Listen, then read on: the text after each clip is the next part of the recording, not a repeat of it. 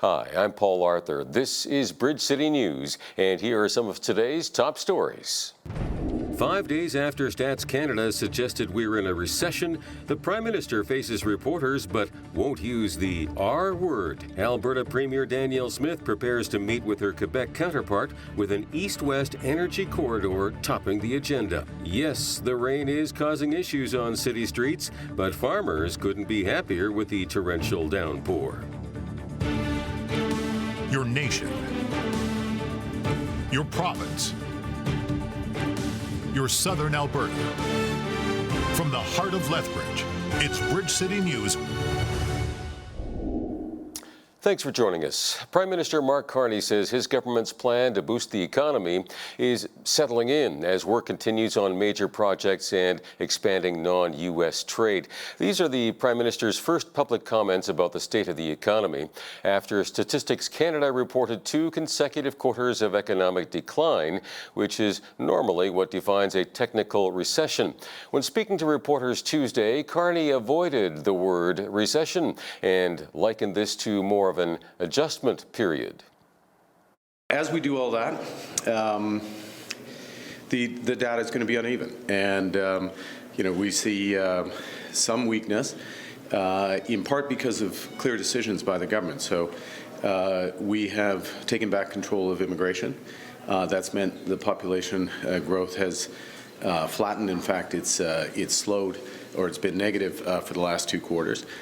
We have reined in government spending, so it had been growing close to 10%. It's growing less than 2% now. So that's also something that weighs on. There's some other choppiness in terms of how investment is happening. But we're also seeing at the same time the foundations coming into place, settling in for that stronger, more resilient economy. Meanwhile, Conservative leader Pierre Poilievre accused Carney of spreading misinformation by claiming that business investment was growing. He told all of you that investment has been up the last 2 quarters. Well, this is a quote directly from the Stats Can report. Business capital investment fell 0.7% in the first quarter of 2026, the 5th consecutive quarterly decline. And so the Prime Minister once again is failing the Canadian people by refusing to tell them the truth, that he caused a recession. It's the only recession in the G7, the only recession in North America, and he needs to rapidly reverse the liberal policies that caused that recession.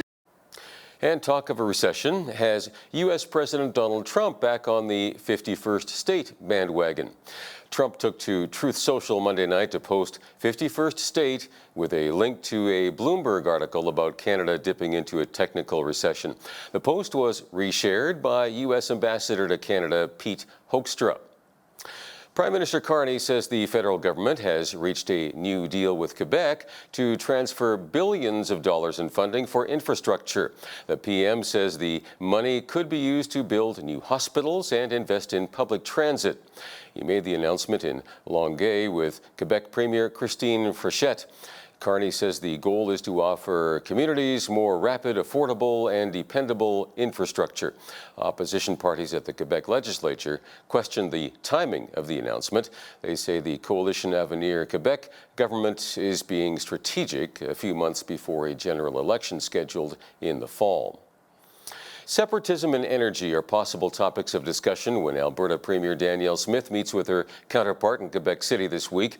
Smith and Christine Frechette are expected to speak about trade, investment, and provincial autonomy during 2 days of meetings.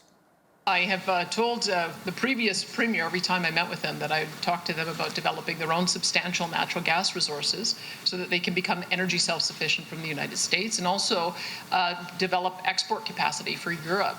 And I know that Madame Frechette talked about the potential for renewing that conversation, and I'm glad to see that she's talking about that, because there are projects like East Saguenay that was going to develop a pipeline to the coast that would use Western Canadian gas, but I think that there's lots of opportunity for partnerships. Do you plan to talk about the separatist movement in your province? I think Madame Frechette and I have similar interests, is how do we have more autonomy within United Canada? That's our stated principle as a party, and it's her stated principle as the leader of the CAC. And so I think we'll have lots of common ground on that.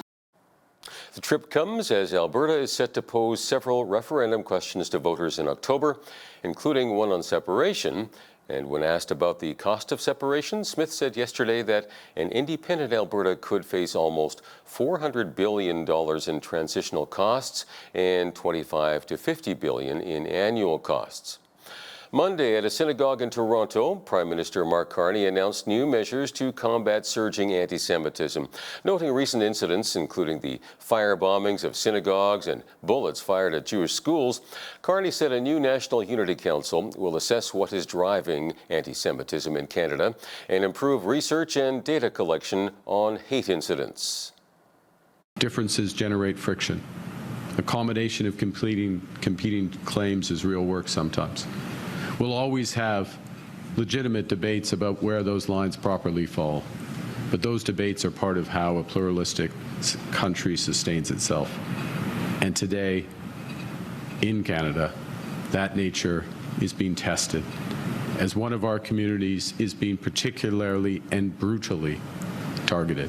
I think it's clear that the Prime Minister is seized of the issue of anti-Semitism that has been running rampant across Canada for the last 3 years, increasingly so. He said plainly that the social contract of Canada is being breached when it comes to Jewish Canadians, and that his address was directed at all Canadians, because this is not just a problem impacting my community. It's fundamentally tearing our society apart and threatening all of our safety. And there is an urgent need for all Canadians to not look away from this problem, but to recognize that we all have a responsibility to stand up against the hate, violence, and terror that is targeting Jewish people across this country. In international news, a massive Russian attack has killed 22 people across Ukraine and left 138 others injured. Officials in Ukraine say the aerial barrage involved hundreds of drones and dozens of missiles and began overnight and continued during the day. Samia Kulab with the Associated Press has more from Kyiv. Russia launched hundreds of drones and dozens of missiles overnight across the country. It trapped people under the rubble of their own homes.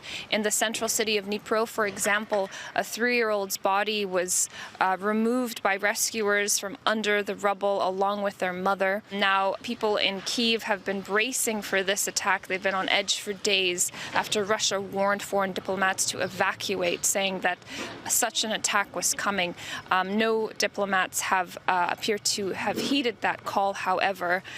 Russia has recently stepped up its air campaign against Ukraine, largely in response to battlefield setbacks. And that's thanks to Ukraine's improved mid-strike capabilities that have not only managed to slow Russian advances, but also retake some territory. Ukrainian President Zelensky has appealed for more support from the U.S. and Europe. In local news, the city of Lethbridge says that the high stream flow advisory remains for the Oldman River, but assures us that its impact remains minimal. By Tuesday morning, the river reached a flow rate of 615 cubic meters per second, still well under the threshold for overland flooding. That being said, the city is asking residents to continue to avoid non-essential water use to assist in relieving pressure for the water treatment plant, which had to slow production by 10 million liters less per day. Residents are also advised to stay away from the river and its banks due to potentially unstable ground. This also includes boating, swimming, and walking down trails by the river. As of this morning, the river conditions are still pretty murky, obviously, with all the rain and runoff that we've had. However, conditions are improving slightly. We are still producing less water than demand, so we're drawing down our reservoirs, but we are making up some headway overnight. Conservation notice, will remain in effect until we see plant conditions return such that we can actually match demand at that point. The instability of the riverbanks is probably one of the biggest dangers that's out there. That's both the flow in the river and the water, the rain making the the soil less stable around the riverbanks. So people need to be aware, stay well back from stream banks, pond banks, everything, because those can be very unstable. And that includes actually along the coulee banks as well. So make sure to avoid those areas, stay on solid ground, roadways, pathways, and keep dogs and children well away from those areas as well. Watercraft are not recommended to be on the river. That includes, it's probably not the best time to go out there and test out the paddleboard that you got for Christmas that you've been holding on to. So just avoid the river entirely. It's not a safe area to be right now. The river is expected to peak by Wednesday evening, somewhere between 750 and 1,000 cubic meters per second. Despite some inconveniences due to the heavy rainfall, farmers are calling the rain event a godsend after the previous hot weather began to dry up moisture from dry land crops. With the recent rain, farmers are now optimistic for an abundant harvest this year, with nearly all seeding done to this point and plenty of irrigation available from mountain snowpack alone. I haven't looked at the rain gauge today, but we're probably pushing 4 inches where I am. So, and that's good. And the ground can take it. The crops will need it. And it's something that'll give us some reserve in the ground for the hot weather coming up. We have a potential of having a pretty darn good crop again, like we did last year with this rain. So that's I guess if we're going to stress a point is this is at the moment a multi-million-dollar rain for Southern Alberta or more. But it's not, the crop's not in the bin yet, so there's still lots could go wrong. Yeah, I think the rain is a godsend. On some of my dryland sites, I was starting to see some drought impacts. I know on one of our sites we had about 2 inches of rain in 1 hour, and that was, caused some issues with some flooding of some lowland spots and whatnot, but we'll take it. I would say I'd rather have rain rather than not. Rain will begin to taper off by this evening. We'll tell you more during weather following the break. With food insecurity a growing concern for Canadians, a local program is being revitalized to ensure families are able to get the nutritious food they need. Project Protein is expanding its outreach efforts. BCN's Heidi Echevarria spoke with a community leader who explained how the initiative will help low-income families across southern Alberta. As food insecurity rises across Canada, here in southern Alberta, non-profits are stepping up to help ensure families have access to protein-rich food. So Project Protein salvages animals from the livestock industry the same way that we would salvage cans and boxes from the retail or the manufacturing industry. It is the stuff that is not retail perfect that we would still like to be able to use because it is completely safe food. What does not perfect mean? It means they're too old, they're too young, they're too fat, they're too skinny, or maybe it breaks its leg when it's trying to get onto the trailer. And we also have health and safety rules that are in place to make sure that that animal is treated fairly and humanely. That animal is able to pass an inspection so that we know that the meat is going to be safe for the food bank families. So what Project Protein does is it accepts animals through our participating butchers, and then the farmer or rancher is actually going to get a tax receipt for the fair market value of their animal. Project Protein began as a pilot program from 2014 to 2016 to demonstrate that food banks could safely accept livestock, process it into meat, and distribute it to families in need. But without us being out in the community communicating that this program still exists, we saw the donations fall off. We felt this was the right time to bring it back. We have seen about $50,000 worth of meat was donated through the program last year. And so we've set a lofty goal of 16 to 20 animals per month. It is the most simple process. So the farmer or rancher would decide that they wanted to donate the animal. They would go to our website and choose any of our participating butchers and get that animal to the butcher. This is an agricultural community. There is an opportunity to access food that would be wasted otherwise. Protein-rich foods are often among the most expensive grocery items, making them difficult to access for low-income families. But through programs like Project Protein, more southern Albertan families may now have improved access to nutritious meat and essential sources of protein. For Bridge City News, I'm Heidi Echevarria. The town of Coalhurst has approved its 2026 mill rate, and it looks like residential taxpayers will pay a little bit less in property taxes. Residential taxes will drop 0.3% from 7.2 to 6.9%, while non-residential property taxes will go up 0.4% from 9.9 to 10.3%. Sarah Bittner, Director of Corporate Services with the town, explains how the mill rate is calculated. So the tax rate is calculated by dividing the amount of revenue required by the total assessment of all property on which that tax rate is to be imposed. That's a very, very short explanation of how we come up with the mill rate. What it really means is that that is the amount that people will pay per $1,000 of their assessment, is really what mill rate means. Mill as in 1,000. We have 3 types of taxes on those tax notices. So we also collect money for the province for education, property tax, and also for Green Acres Foundations for seniors. We have no control over those amounts. We're just the middleman. So what this budget for 26 is showing is really the same service levels as for 25. It's really only looking at the operational day-to-day costs for the municipality. So we had a quite large increase for our policing costs, for example, from 25 to 26. It's the same level of service, but it's just costing more. The entire taxation we needed to generate for this year, approximately 2.7 million that we needed to generate for taxation. We have to look at that. When we're generating the taxes, it's the entire amount we need to run the town. We take the entire assessment for the town to generate the mill rate, and then that mill rate is applied to each property separately. Tax notices are typically mailed in June, with payment due by July 31st. The full budget and mill rate bylaw are available on the town's website. I'm Sean Haney with realagriculture.com.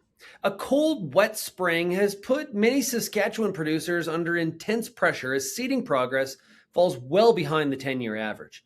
With recommended seeding dates rapidly passing by, the Agriculture Producers Association of Saskatchewan is working with the province to clarify exactly how late seeding impacts your crop insurance.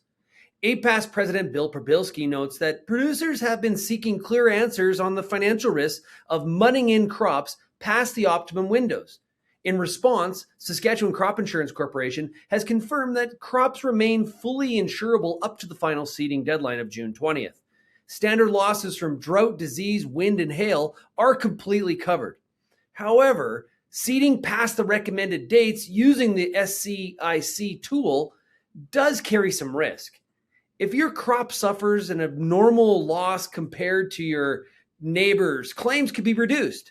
The message from APAS is pretty clear here. Area-wide delays won't unduly penalize you, but calling your local SCIC office before June 20th is critical to protecting your business.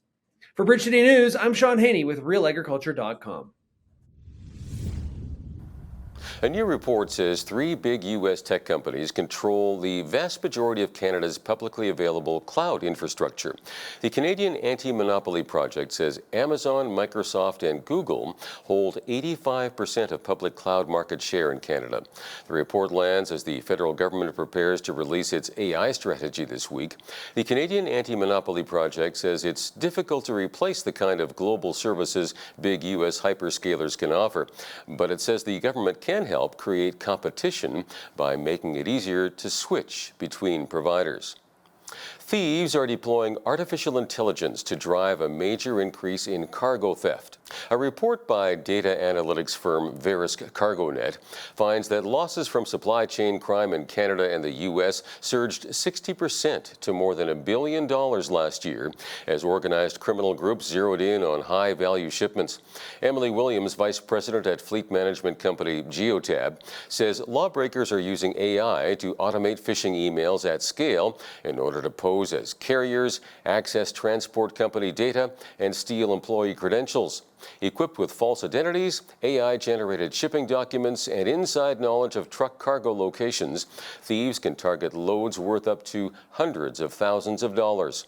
These loads include AI data center components that are worth more than ever, with copper, server racks, and RAM modules as prize targets.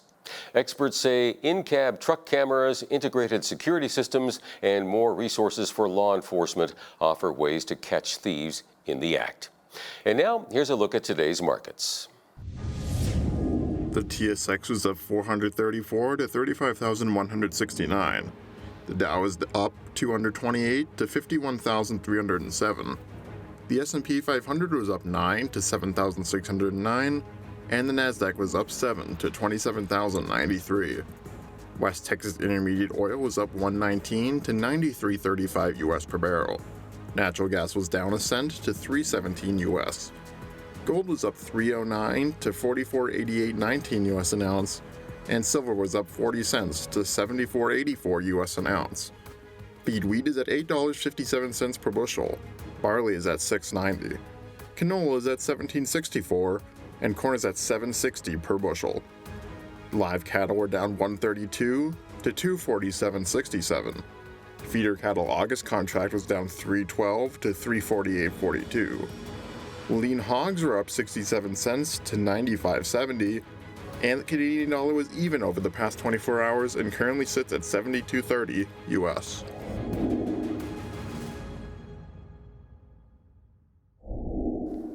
Recapping one of today's top stories, in Prime Minister Carney's first public comments about the state of the economy after Statistics Canada reported that our nation is in a technical recession after 2 consecutive quarters of economic decline, he stated that the government's plan to boost the economy is settling in as work continues on major projects and expanding non-U.S. trade. When speaking to reporters, Carney avoided the word recession and likened this to more of an adjustment period. Premier Danielle Smith says she estimates that separation could cost the province as much as $400 billion. But how accurate is that number? And the Prime Minister gives a speech on anti-Semitism, but is enough being done to back up those words? That and more is coming right up on our weekly interview with Brian Lilly. When you see news happening in your community, be sure to send us an email at info@bridgecitynews.ca. You can also visit our website or our YouTube channel anytime to check out more of our content as well as our poll questions.